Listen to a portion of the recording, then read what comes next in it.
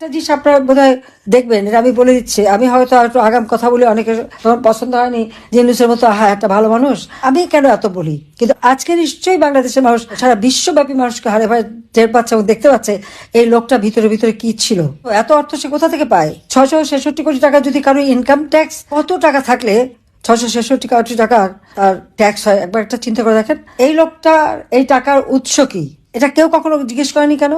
আমি দেশে বিদেশে আমাদের দেশের ভিতরে বা আন্তর্জাতিক বুদ্ধিজীবী জ্ঞানী গুণী সবাইকে আমি জিজ্ঞেস করবো, কেউ কোনোদিন এই কথাটা ভাবলেন না যে লোকটা টাকা আসে কোত্থেকে?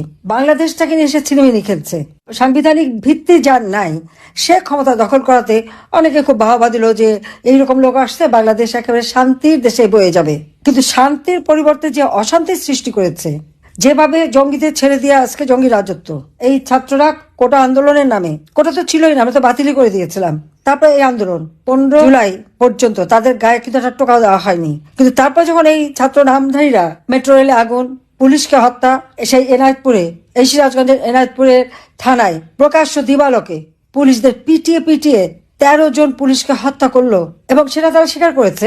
সমন্বয়ক একজন এনসিপি লিডার হাসিব বলল পুলিশ হত্যা করেছিল আর মেট্রো রেলে আগুন দিয়েছিল বলেই কিন্তু তাদের বিপ্লব সফল হয়। বিএনপির নেতা সিরাজগঞ্জের, সে তো প্রকাশ্যে মিটিং এ বলল পুলিশকে মেরে তাদের কোমর ভেঙে দিয়েছে বলেই আন্দোলন সফল হয়েছে। সে ইসলামিক এক পার্টির নেতা, সে আবার দাবি করলো সেও পুলিশকে মেরেছে।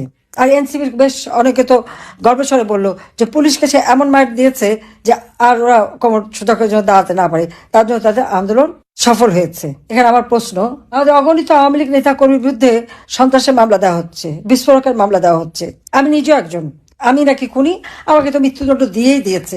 কিন্তু একটা কথা যে ঠিক আছে যাদেরকে হত্যা করেছে তারা বলছে এই হত্যাটা হলো কেন, কারা করলো? আর এই যে এত মানুষকে, পুলিশকে হত্যা করা হলো, আওয়ামী লীগ নেতাকে হত্যা করা হলো, যুবলীগের নেতাদের হত্যা করা হলো, পা বেঁধে ঝুলিয়ে রাখা হলো, কই একবারও তো সে কথা বলা হয় না যে কারাই হত্যাকাণ্ডগুলি ঘটিয়েছে, কারা এদেরকে মেরেছে, কারা পা বেঁধে ঝুলিয়েছে? ছবি আছে, ছবি থেকে থেকে এদেরকে তো খুঁজে বের করা যায়, সেটা কেন করছে না? এটা তো তদন্ত করা হলো না। আবু সাইদ, মুগ্ধ, আনাস, অমুক সব যারা মারা গেছে, হ্যাঁ আমি প্রত্যেক ফ্যামিলিকে ডেকেছি, আর্থিক সহায়তা দিয়েছি, সান্ত্বনা দিয়েছি, আহতদের চিকিৎসার ব্যবস্থা করেছি। 5ই আগস্ট পর্যন্ত প্রত্যেকে বিনা পয়সা চিকিৎসা পেয়েছে, দিয়েছি আমি। ভালো মন্দ সবই ছিল, ছাত্রলীগ, যুবলীগ এবং এই সমন্বয়ক অমক সমক অনেকজন, অনেকেই ছিল, সবার ট্রিটমেন্ট কিন্তু আমরা বিনা পয়সা করে দিয়েছি। মানুষকে মানুষ হিসেবেই দেখেছি। আমি এটা বলিনি যে এদের চিকিৎসা করতে পারবে না, কিন্তু গোপালগঞ্জে যখন আমাদের নেতা কর্মীদেরকে নির্বিচারে গুলি করে হত্যা করা হলো, অন দ্য স্পট 4 জন মারা গেল, আরেকজন তো পরে হাসপাতালে নিয়ে যাওয়ার পরে তাদের চিকিৎসা দেওয়া যাবে না, স্বাস্থ্য উপদেষ্টা নিষেধ করে দিয়েছে চিকিৎসা দেওয়া যাবে না, কারণ এটা হচ্ছে ইউনূসের ইচ্ছা। তাহলে আপনারা বুঝতে পারেন যে লোকটা কি ধুরন্ধর। আজকে এত যে মানুষ মারা গেল, এত অগ্নিসন্ত্রাস, লুটপাট, সিরাজগঞ্জে আমাদের নেতাদের বাড়ি পোড়ানো হলো, ইউনিয়ন পর্যায় পর্যন্ত কোনো নেতার ঘর বাড়ি ব্যবসা প্রতিষ্ঠান নাই, সব পুড়িয়ে দেওয়া হয়েছে, সব জায়গায় আগুন নিঃস্ব করে দিচ্ছে। মানে আওয়ামী লীগের প্রত্যেকটা নেতা কর্মীকে শারীরিকভাবে নির্যাতন, জেল জুলুম, অত্যাচার অথবা খুন করে ফেলছে, আগুনে পোড়াচ্ছে, পাশাপাশি অর্থনৈতিকভাবেও তাদেরকে একেবারে পঙ্গু করে দিচ্ছে। এটা হচ্ছে ইউনূসের মেটিকুলাস ডিজাইন, সেই ডিজাইনের ফলে এটা করে যাচ্ছে। আওয়ামী লীগকে নিষিদ্ধ করা হয়েছে, কারণ আওয়ামী লীগের অপরাধটা কি? খুন করবে ইউনূস, তার বাহিনী দিয়ে তার মেটিকুলাস ডিজাইনের অংশ হিসেবে ইউনূস সেন্টারে বসে সে ওখানে বসে চক্রান্ত করে করে মানুষ হত্যা করবে, আর সব দায় আওয়ামী লীগের উপর দিয়ে আওয়ামী লীগকে নিষিদ্ধ করবে। এই সাহস পায় কোত্থেকে? সে কি জনগণের ভোট নিয়ে এসেছে? আসুক না, আমি তো চ্যালেঞ্জ দিচ্ছি, আসে দাঁড়াক, আমার যে কোনো একটা নেতা কর্মীকে আমরা দাঁড় করাবো, তাদের সাথে ইলেকশনে জিততে পারে কিনা ইউনূস আমি দেখতে চাই। আওয়ামী লীগ নিষিদ্ধ করার তার কোনো অধিকার নাই, কারণ সে অবৈধভাবে ক্ষমতা দখল করেছে, এই দখলকারী কোনো লিগ্যাল রাইট নাই, এটা তাকে মাথায় রাখতে হবে। আর আওয়ামী লীগ নিষিদ্ধ হলেই নিষিদ্ধ হয়ে যায় না। আওয়ামী লীগ 1949 সাল থেকেই জনগণের জন্য সংগ্রাম করে এই সংগঠন, আর সেই আওয়ামী লীগকে অবৈধ ক্ষমতা দখলকারী বলে দিল নিষিদ্ধ হয়ে গেল। আওয়ামী লীগ নিষিদ্ধ হয় না। আওয়ামী লীগ এই দেশের প্রাণ, আওয়ামী লীগ এই দেশ সৃষ্টি করেছে জাতির পিতা বঙ্গবন্ধু শেখ মুজিবুর রহমানের নেতৃত্বে। কাজে আওয়ামী লীগের প্রত্যেক নেতা কর্মীকে বলবো সবাইকে মনোবল শক্ত রেখে চলতে হবে। কাজে সিরাজগঞ্জে আগুন দিয়েছে, সেই ঘরের ভিতর আমার নেতা কর্মীরা পুড়ে মারা গেছে, তার কিন্তু কোনো মামলা না, বিচার না, কিছু না, মামলা করা যাবে না। আইনের শাসন নাই, বিচার ব্যবস্থার যা অবস্থা। আর কি আন্তর্জাতিক ট্রাইব্যুনাল গঠন, ওটা তো যুদ্ধাপরাধীদের বিচারের জন্য। সাধারণ আইনে মামলা করে একদিকে সেই মামলাও আছে, আবার এখানেও বিচার করে, কেন? কোনো নিয়মের বালাই নাই, অতি দ্রুত রায় দিয়ে যাচ্ছে, সবার ভিতরে যে কোনো একটা বানিয়ে বুনিয়ে রায় দিয়ে দিল। কিন্তু যারা আজকে রায়গুলি দিচ্ছেন আমরা আপনাদের চিনে রাখছি, ছাড়বো না, এটা তারা ছাড়া পাবে না, আমি জানি। জনগণের আদালত বড় আদালত, জনগণের শিক্ষা একদিন তারা পাবেই, এটাই আমার বিশ্বাস। আজকে প্রত্যেকটা জায়গায় আপনারা দেখেন কি অবস্থা, করাল বস্তিতে আগুন দিয়ে পুড়িয়ে কয়েক হাজার মানুষকে একবার নিঃস্ব করে দিল, কারণ ওই জায়গায় নাকি নতুন কি প্রজেক্ট করবে ইউনূসের। পয়সা বানানোর যা যা ফন্দি সবই আছে। মানে আজকে চাঁদাবাজ, জঙ্গি, সন্ত্রাসীদের স্বর্ণযুগ বাংলাদেশে। আমি সারা বাংলাদেশটাকে একটা অর্থনৈতিকভাবে কোথায় নিয়ে গেছিলাম, একটা উন্নত দেশে নিয়ে গেছিলাম। 7,97,000 কোটি টাকার বাজেট রেখে এসেছিলাম, আর এখন 3 লক্ষ কোটি টাকার উপরে ঋণ খেলাপি। 46টি বড় হিসাব উধাও। টাকাগুলি কোথায় গেল, কিভাবে টাকাগুলি পাচার করে নিয়ে গেল, কেউ বলতে পারবে না। ইউনূসের এই দুঃশাসনে আজকে দরিদ্র আরো দরিদ্র হচ্ছে।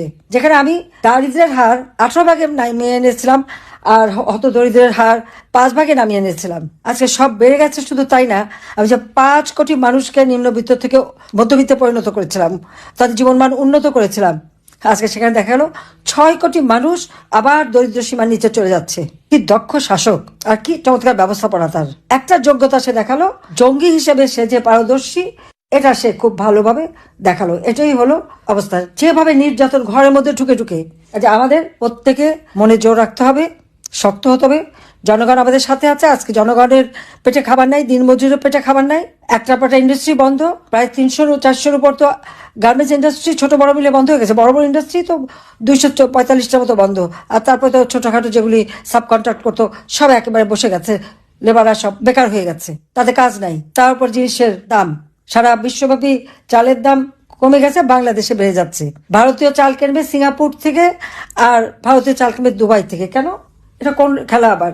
কাজে সেইভাবে আমাদের সবাইকে এখন এক হয়ে কাজ করতে হবে, নামতে হবে। কোনো কারো মধ্যে কোনো দ্বিধাদ্বন্দ্ব থাকতে পারবে না। এখানে আমাদের অনেক নেতাকর্মীরা আজকে জেলখানায় মানবেতর জীবন যাপন করছে, কারা নির্যাতন করে জেল হত্যা তো প্রতিনিয়ত চলছে। ইউনিয়ন, ওয়ার্ড, বিভিন্ন জায়গায় আমাদের নেতা কর্মীদের হত্যা করা হচ্ছে, ছাত্রদের হত্যা করা হচ্ছে, জেলখানা হত্যা করা হচ্ছে। হ্যাঁ, বড় বড় একটু চেনা পরিচিত হলে সবাই জানতে পারি, কিন্তু আসলে তা না। আমার কাছে যত খবর আসে, কোথায় গাইবান্ধা ইউনিয়নের এক ছাত্রলীগ নেতাকে সেখানে জেলখানা হত্যা করলো। ঠিক এইভাবে আমি একটা দুটো দৃষ্টান্ত দিলাম, কারণ অনেক সময় নিতে চাই না। এরকম ভাবে সারা বাংলাদেশে এগুলির সমস্ত হিসাব রাখতে হবে, এবং কারা এটা করছে তাদেরও। এভাবে চলতে পারে না একটা দেশ। আজকে বাংলাদেশের ভাবমূর্তি কিচ্ছু নেই, সব নষ্ট। কাজে এই জঙ্গির হাত থেকে দেশকে রক্ষা করার জন্য সকলকে ঐক্যবদ্ধ হতে হবে। সকলে ঐক্যবদ্ধ হয়ে আগে দেশটাকে এদের জঙ্গিদের হাত থেকে উদ্ধার করে দেশের মানুষের জীবনে শান্তি, নিরাপত্তা ফিরিয়ে আনতে হবে। আমাদের যে সকল নেতাকর্মী জেলখানায় বন্দী, তাদের মুক্ত করতে হবে। আমাদের অর্থনৈতিক উন্নয়নের গতিশীলতা বৃদ্ধি করে মানুষের জীবন মান আরো উন্নত করব, এটাই আমাদের লক্ষ্য। আর আওয়ামী লীগ নিষিদ্ধ, ছাত্রলীগ নিষিদ্ধ, এই নিষিদ্ধ আমরা মানি না। নিষিদ্ধ করার অধিকার তাদের নাই। আমি নির্বাচিত প্রতিনিধি, এটা তাদের মনে রাখতে হবে। আমি তো রিজাইন করিনি। কাজে জঙ্গির দ্বারা ক্ষমতা দখল করে আমাদের নিষিদ্ধ করলে আওয়ামী লীগ নিষিদ্ধ হয় না, হবে না। জাতির পিতা বঙ্গবন্ধু শেখ মুজিবের হাতে গড়া সংগঠন, এদেশের স্বাধীনতা আমরা এনে দিয়েছি। কাজে বাংলাদেশ আছে, বাংলাদেশ থাকবে। বাংলাদেশ এই দেশের মানুষের ভাগ্য আবার পরিবর্তন করবে ইনশাল্লাহ। সবাই ভালো থাকেন, সুস্থ থাকেন। খোদা হাফেজ। জয় বাংলা, জয় বঙ্গবন্ধু। বাংলাদেশ চিরজীবী হোক।